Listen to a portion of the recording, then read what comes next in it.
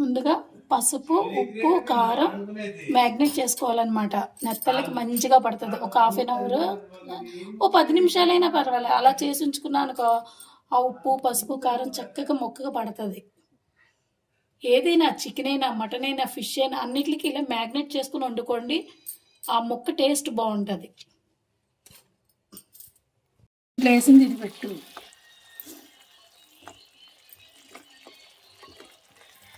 ఇది టమాటా ప్యూరీ. ఇది టమాటా ప్యూరీ అంతే. టమాటా ప్యూరీ, ధనియాలు, జీలకర్ర, ఒక్క లవంగ, ఒక్క యాలక్కాయ, కొన్ని ఆవాలు, ఇవన్నీ కలిపి మిక్సీ చేయాలి. అల్లం, చిన్న ముక్క అల్లం, వెల్లుల్లి. ఎందుకంటే అల్లం వెల్లుల్లి ఎక్కువ వేసామనుకో బాగా ఉడికిపోతాయి. చికెన్ మటన్కి అల్లం వెల్లుల్లి వేయాలి. చేపల కూరలకి వాటికి అల్లం వెల్లుల్లి వేయకూడదు అనమాట. కానీ స్మెల్ కొద్దిగా ఉంటుంది కదా, ఎంతైనా నీసు కదా, అందుకే 2 రెమ్మలు వెల్లుల్లిపాయలు, చిన్న ముక్క అల్లం వేసి అన్నీ కలిపి మిక్సీ కొట్టేయాలి. ఉల్లిపాయలు కూడా వేసేసి పచ్చి ఉల్లిపాయలు వేసి ఇలా మిక్సీ కొడితే గ్రేవీ దిగుతుంది. లేకపోతే చేపలు పొడిపొడిగా ఉంటాయి, కలుపుకోవడానికి గ్రేవీ ఉండదు. ఒక్క ఉల్లిపాయ చాలు, గ్రేవీ దిగిపోద్ది మిక్సీ కొట్టామంటే.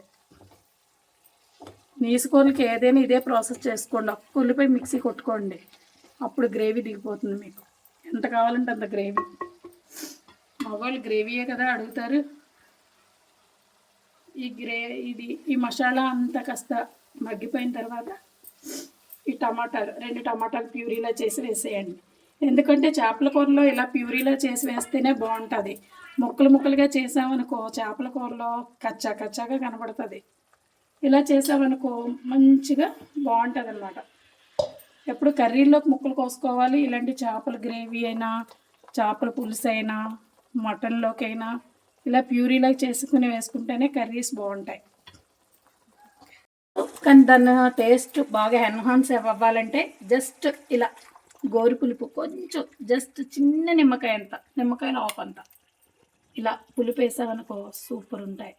నెత్తళ్ళు ముందు వేయకూడదు. ఈ కూర అంతా మంచిగా అయిన తర్వాత ఇంకో దించే ముందు ఒక్క 10 మినిట్స్ ముందు వేసి అలా మగ్గనిచ్చి వెంటనే దించేయాలి. అప్పుడు నెత్తళ్ళు ఇరగకుండా చక్కగా బాగుంటాయి. లేకపోతే నెత్తళ్ళు ఇరిగిందనుకో మొత్తం కూర అంతా ముళ్ళు అయిపోయి అస్సలు మనం తినడానికి అవ్వదు. దగ్గరికి వచ్చేసింది. ఇప్పుడు ఒక్క 5 మినిట్స్ అంతే. ఈ నెత్తళ్ళు వేసి ఒక్క 5 మినిట్స్ ఉడికితే సరిపోతుంది.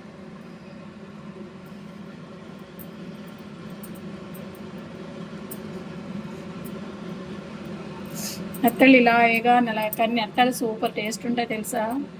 నాకు పెద్ద చేపలు అంటారు కానీ నాకు ఇలాంటి చిన్న చేపలే చాలా ఇష్టం. Super taste. ఆంధ్ర వాళ్ళు కంపల్సరీ, కాకినాడ వాళ్ళు నెత్తళ్ళు అంటే పడి చచ్చిపోతారు. అందుకే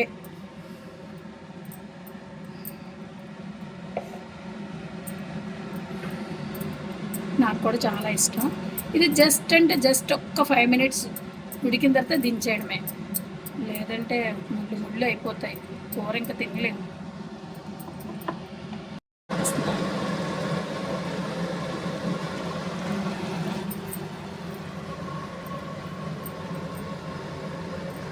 మా ఇంట్లో ఎక్కువ జనాభా ఉన్నారు కాబట్టి కొంచెం గ్రేవీగానే ఉంచాను.